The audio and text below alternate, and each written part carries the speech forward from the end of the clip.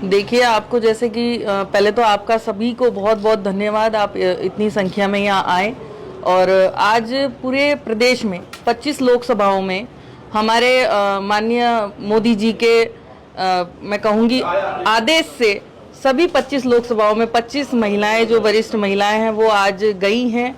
और मेन उद्देश्य यही है, आप सभी को पता होगा कि महिलाओं के लिए मोदी जी क्या कर रहे हैं, महिलाओं को सशक्त बनाने के लिए कर रहे हैं। तो बड़ी खुशी की बात है कि जो बिल 2023 में पारित हुआ था भारतीय संसद में, हमारे महिला शक्ति वंदन अधिनियम, तो उसके तहत महिलाओं के लिए बहुत खुशी की बात है कि अब 1/3 जिम्मेदारी कहेंगे हर प्रदेश में, हमारी लोकसभा में, हर जगह हमारी महिलाओं को मिलने वाला है। हमारी बहनें जो कि आप देखेंगे कि महिलाएं जो एमएलएस के लिए खड़ी होती थी तो उनके लिए कोई आरक्षित सीटें नहीं थी, महिलाएं संघर्ष करती थी। क्योंकि मैं एक खुद महिला हूं, मुझे पता है एक महिला को किस प्रकार से संघर्ष करना पड़ता है। पुरुष मेरे भाई जब सामने होते हैं तो उनके साथ साथ पुरुषों से ज़्यादा महिलाओं को संघर्ष करना पड़ता है राजनीति में, क्योंकि उनको घर के साथ साथ बाहर की भी बागडोर संभालनी पड़ती है।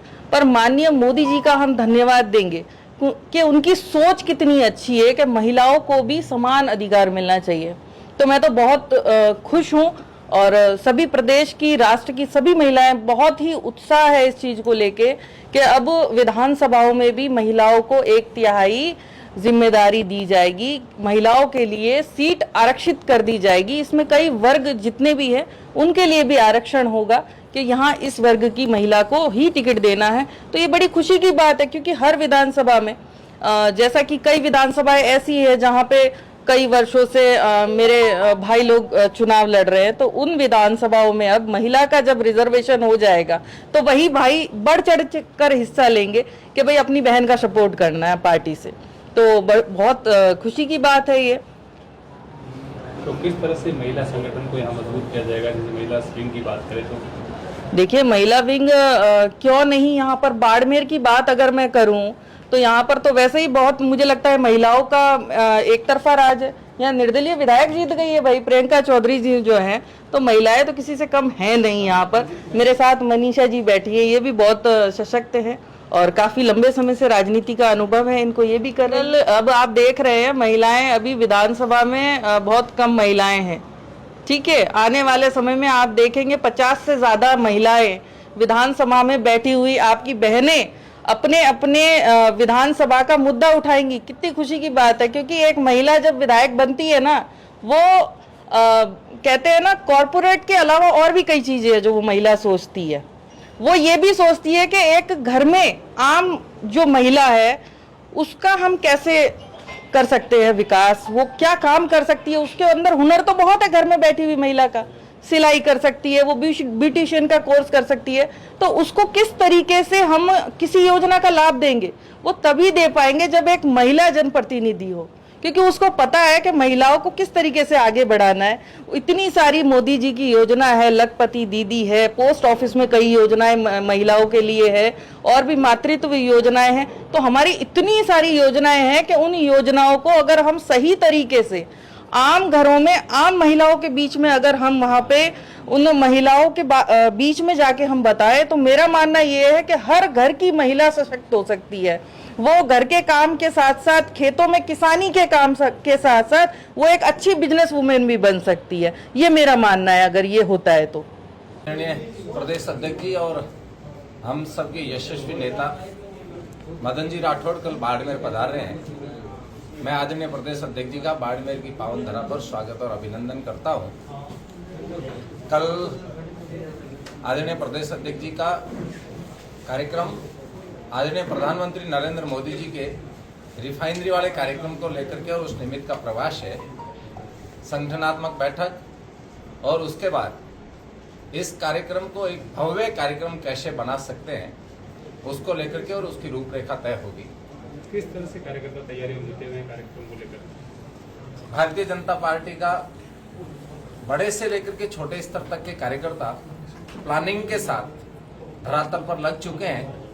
कल आदरणीय प्रदेश अध्यक्ष जी के साथ बैठक भी होगी और उसके बाद इसका पूरा रूट मैप तैयार किया जाएगा।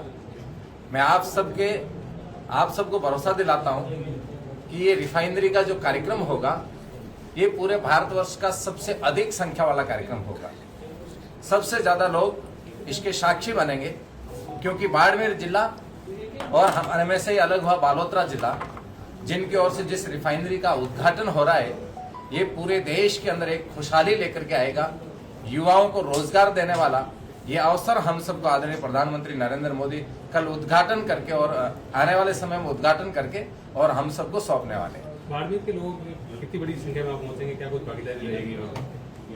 लगभग लाखों की संख्या में बाड़मेर जिले के लोग पहुंचेंगे, ऐसा हमारा प्लान बन रहा है।